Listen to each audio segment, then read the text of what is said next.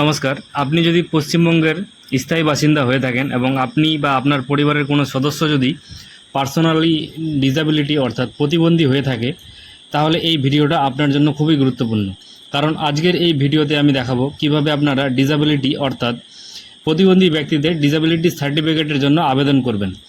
আবেদন কোথা থেকে করতে হয়, আবেদন করার সময় কি কি তথ্য আপনাদেরকে দিতে হবে, আবেদন করার সময় কোন কোন ডকুমেন্ট আপনাদের আপলোড করতে হবে, আবেদন করার পর আবেদনপত্র কোথায় জমা দেবেন, এই সব বিষয়ে বিস্তারিত তথ্য জানতে পারবেন এই ভিডিওতে। বর্তমানে কিন্তু ডিসেবিলিটি সার্টিফিকেট না থাকলে পশ্চিমবঙ্গ সরকারের যে প্রতিবন্ধী ভাতা প্রকল্পের 1000 টাকা মাসে মাসে আর্থিক সাহায্য দেওয়া হয়, সেটা কিন্তু পাবেন না। তাই এই সার্টিফিকেট কিন্তু খুবই জরুরি। তো চলুন দেখে নেওয়া যাক কীভাবে অনলাইনে এই সার্টিফিকেটের জন্য আবেদন করতে হয়। চ্যানেলে যদি নতুন হয়ে থাকেন তাহলে চ্যানেলটাকে সাবস্ক্রাইব করবেন এবং পাশে থাকা বেল আইকনটি অন করে রাখবেন। আমি কিন্তু এরকম নতুন নতুন তথ্য আপনাদের জন্য প্রতিনিয়ত নিয়ে আসি। আর ভিডিওটি যদি ভালো লাগে তাহলে একটা লাইক করবেন আর বন্ধুদের সঙ্গে শেয়ার করে তাদেরকেও কিন্তু ইনফরমেশন দেওয়ার চেষ্টা করবেন। তো চলুন শুরু করা যাক। তো আপনাদেরকে প্রথমে সার্চ করতে হবে ইউডিআইডি বলে, গুগলে গিয়ে সার্চ করবেন। সার্চ করার পরে কিন্তু আপনাদের সামনে এই যে অফিসিয়াল পোর্টাল সেটা কিন্তু লগ ইন হয়ে যাবে। এখানটা দেখুন অ্যাপ্লাই ইউডিআইডি বলে কিন্তু একটি অপশন শো করছে প্রথমেই। এটাতে ক্লিক করার পরে এখানটা কিন্তু ইনস্ট্রাকশন দেওয়া রয়েছে অনেকগুলি, আপনারা আবেদন করার পরে কি কি করবেন। তো আপনারা চাইলে এটা পড়ে নিতে পারেন। তো আমি দেখিয়ে দিচ্ছি। তারপরে কিন্তু এখানে টিক বক্সে ক্লিক করে সাবমিটে ক্লিক করবেন। সাবমিটে ক্লিক করা হয়ে গেলে এখানটা কিন্তু জিজ্ঞেস করা হচ্ছে আপনি কি প্রথমবার ডিসেবিলিটি সার্টিফিকেটের জন্য আবেদন করছেন, নাকি আপনার প্রথমবার আবেদন করা হয়ে গেছে কিন্তু কোনো কারণে রিজেক্ট করে দিয়েছে। এবার আপনার যদি সার্টিফিকেটটি রিনিউয়াল করতে হয় সেটাও কিন্তু এখান থেকে করতে পারবেন। তো প্রথমবার হলে প্রথম অপশনটি ক্লিক করে সাবমিটে ক্লিক করবেন। সাবমিটে ক্লিক করার পরে কিন্তু এখানে দেখুন কী বলা হচ্ছে আধার ইকেওয়াইসি। এবার অ্যাপ্লাই উইথ আধার নাম্বার, আর আরেকটা অপশন হচ্ছে apply with Aadhaar enrolment number. এবার আপনার কাছে যদি আধার কার্ড না থাকে, আপনি যদি আধার কার্ড বানানোর জন্য আবেদন করে থাকেন, তাহলে এনরোলমেন্ট নাম্বারটার দ্বিতীয় নম্বর অপশনটা কিন্তু ক্লিক করবেন। তারপরে এখানটা দেখুন অ্যাপ্লাই উইথ আধার ক্লিক করার সাথে সাথে কিন্তু এখানটা বলা হচ্ছে আবেদনকারীর আধার নাম্বারটা কিন্তু ইনপুট করতে হবে। আবেদনকারীর আধার নাম্বার ইনপুট করা হয়ে গেলে নিচে যে ক্যাপচারটি শো করছে সেই ক্যাপচারটি কিন্তু আপনাদেরকে ফিল করতে হবে। ফিল করা হয়ে গেলে জেনারেট ওটিপিতে ক্লিক করবেন। জেনারেট ওটিপিতে ক্লিক করার সাথে সাথে আপনার যে আধারের সঙ্গে মোবাইল নাম্বার রেজিস্টার করা আছে সেটাতে কিন্তু একটা ওটিপি যাবে। ওটিপি বসিয়ে আপনারা এগিয়ে যাবেন। তারপরে কিন্তু আসল কাজ শুরু। এখানে দেখুন আবেদনকারীর কিন্তু নাম শো করছে, বাংলা এবং ইংরেজি দুটোই। তারপর হচ্ছে আবেদনকারীর মোবাইল নাম্বার, তারপর বলা হচ্ছে ইমেল আইডি। ইমেল আইডি চাইলে আপনারা দিতেও পারেন, নাও দিতে পারেন, অপশনাল রয়েছে। তারপর হচ্ছে ডেট অফ বার্থটা অটোমেটিক সিলেক্ট হয়ে যাবে এবং জেন্ডারটাও কিন্তু অটোমেটিক সিলেক্ট হয়ে যাবে। তারপর এখান থেকে হচ্ছে ফাদার, মাদার বা গার্জেন, আপনার যে গার্জেন আধার কার্ডে যার নাম দেওয়া আছে তার নামটা এখান থেকে সিলেক্ট করে নেবেন।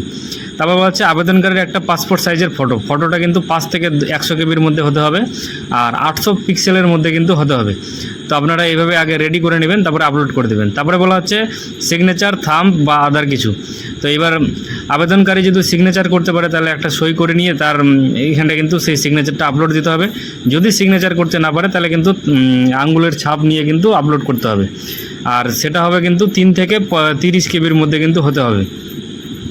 তো এখান থেকে আপনারা হয় সিগনেচার নাহলে থাম্ব ইমপ্রেশন নিয়ে কিন্তু আপলোড করে দেবেন।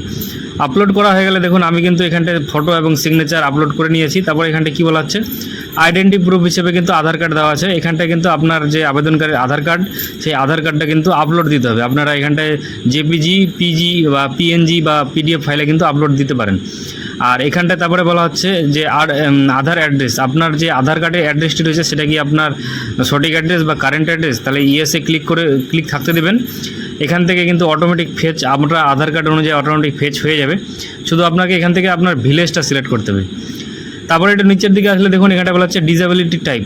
তো এবার আপনি যে ব্যক্তির আবেদন করছেন সে কী টাইপের ডিসেবিলিটি, মানে অন্ধ, ব্লাইন্ডনেস, নাকি হচ্ছে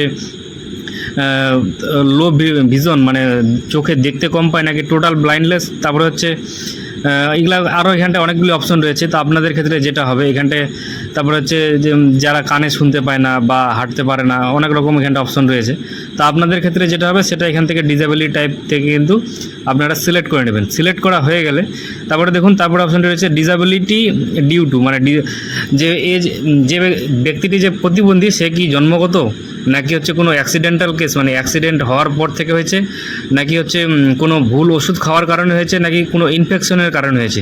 তো আপনাদের ক্ষেত্রে যেটা হবে সেটা আপনারা এখান থেকে কিন্তু চুজ করে নেবেন। তো আমার ক্ষেত্রে হচ্ছে এটা জন্মগত। তো আমি হচ্ছে যে দ্বিতীয় নম্বর অপশনটা আছে সেটা সিলেক্ট করব। তো এটা হচ্ছে ডিসেবিলিটি বাই বার্থ, মানে জন্মগত, সেই জন্য কিন্তু এটাকে ইয়েস করতে হবে আপনারা যদি এই অপশনটা সিলেক্ট করেন। ইয়েস করা হয়ে গেলে একটু নিচের দিকে আসবেন, এখানটা দেখুন বলা হচ্ছে আপনি এর জন্য কোথায় ট্রিটমেন্ট করছেন, মানে ডাক্তার কোথায় দেখাচ্ছেন, রাজ্যের নাকি রাজ্যের বাইরে। যদি রাজ্যের বাইরে হয় তাহলে ইয়েস করে সেই কোন হসপিটালে আপনি ট্রিটমেন্ট করাচ্ছেন সেটা চুজ করবেন। আর যদি রাজ্যের ভিতরে হয় তাহলে নো থাকতে দেবেন। নো থাকার সাথে সাথে দেখুন আপনার এখানটা কিন্তু আপনার লোকালে যে হসপিটালগুলি রয়েছে সেই হসপিটালের নামগুলো কিন্তু একে একে শো করবে। তো আপনারা যে হসপিটালে আপনার ট্রিটমেন্টটা করাচ্ছেন সেই হসপিটালের নামটা চুজ করবেন। তারপর এখানটা কিন্তু আবার একটা ক্যাপচার দিয়েছে, সেই ক্যাপচারটা ফিল করতে হবে। ফিল করা হয়ে গেলে নিচে যে দুটি বক্স আছে, দুটি বক্সে টিকমার্ক করে কিন্তু সাবমিট করতে হবে। সাবমিট করা হয়ে গেলে আপনাদের সামনে কিন্তু প্রিভিউ একটা অপশন চলে আসবে। আপনি যে এতক্ষণ থেকে ফর্মটি ফিল আপ করলেন সেই ফর্মে যা যা তথ্য আপনারা দিলেন সম্পূর্ণ তথ্যটা কিন্তু এখানটা শো করবে। এবার আপনারা একবার ভালো করে মিলিয়ে দেখে নেবেন যে আপনি যে তথ্যগুলি দিলেন সব ঠিকঠাক আছে কি না। যদি ঠিকঠাক থাকে তাহলে হচ্ছে নিচের দিকে চলে আসবেন, নিচের দিকে একটা ফাইনাল সাবমিটের অপশন পাবেন। যদি মনে হয় যে না কোনো তথ্য ভুল হয়ে গেছে তাহলে ফাইনাল সাবমিটের পাশে দেখুন একটা এডিট অপশনও কিন্তু পাবেন। তো আপনারা সেখান থেকে কিন্তু এডিট করে আবার পুনরায় কিন্তু তথ্যটা দিতে পারবেন যেটা ভুল করে ফেলেছেন। তো আমার ক্ষেত্রে সব কিছু ঠিকঠাক আছে, আমি এখানটা ফাইনাল সাবমিটে ক্লিক করব। ফাইনাল সাবমিটে ক্লিক করার সাথে সাথে কিন্তু আমার কাছে একটা নতুন পেজ ওপেন হয়ে যাবে। একটু ওয়েট করবেন ফাইনাল সাবমিট দেওয়ার পরে।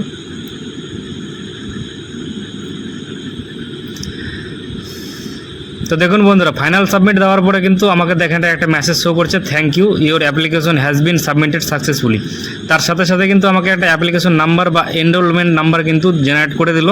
এই নাম্বারটা কিন্তু আপনার ভবিষ্যতে অ্যাপ্লিকেশন স্ট্যাটাস চেক করার জন্য কিন্তু কাজে লাগবে।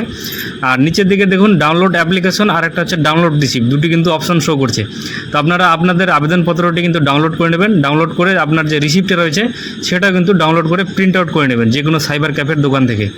এবার প্রিন্ট আউট করা হয়ে গেলে আপনারা এই যে আবেদন করলেন সেই আবেদনপত্রটি নিয়ে আপনি যে আবেদন করার সময় হসপিটাল বা যেটাই সিলেক্ট করেছিলেন ইনস্টিটিউট, সেখানটায় গিয়ে কিন্তু আপনাকে সেই আবেদনপত্রটি জমা করতে হবে। সেখানকার যে ডাক্তার রয়েছে তিনি কিন্তু আপনাকে চেক করবে যে আপনি এখানটায় যে ডিসেবিলিটি টাইপটা দিয়েছেন সেটা আপনি সত্যি কি না। যদি চেক করার পরে দেখে যে হ্যাঁ সব ঠিকঠাক আছে তাহলে কিন্তু আপনার যে আবেদনটি রয়েছে সেটা কিন্তু সেখান থেকে অ্যাপ্রুভ করে দেবে। এবার অ্যাপ্রুভ হয়ে গেলে আপনারা কিন্তু আবার এই পোর্টাল থেকেই আপনার যে এনরোলমেন্ট আইডি এই যে নাম্বারটা পাবেন এই নাম্বার দিয়ে কিন্তু আপনাদের হচ্ছে ডিসেবিলিটি যে সার্টিফিকেট সেটা কিন্তু আপনারা ডাউনলোড করে আপনার প্রিন্ট আউট করে কিন্তু আপনার পাশে রেখে দিতে পারবেন। আবার সেটা দিয়ে কিন্তু আপনারা পরবর্তীতে 1000 টাকার যে স্কিমটা রয়েছে সেই স্কিমের কিন্তু আপনারা মানে উপভোগ করতে পারবেন। তা আশা করি বন্ধুরা বুঝতে পেরেছেন কিভাবে আপনারা ডিসেবিলিটি সার্টিফিকেটের জন্য আবেদন করবেন। সম্পূর্ণ ভিডিওটা দেখার জন্য অসংখ্য ধন্যবাদ। তো আজকের ভিডিওটা আমি এখানটায় শেষ করছি, দেখা হবে আবার পরবর্তী অন্য কোনো ভিডিওতে। ততক্ষণে সবাই ভালো থাকবেন, সুস্থ থাকবেন, ধন্যবাদ।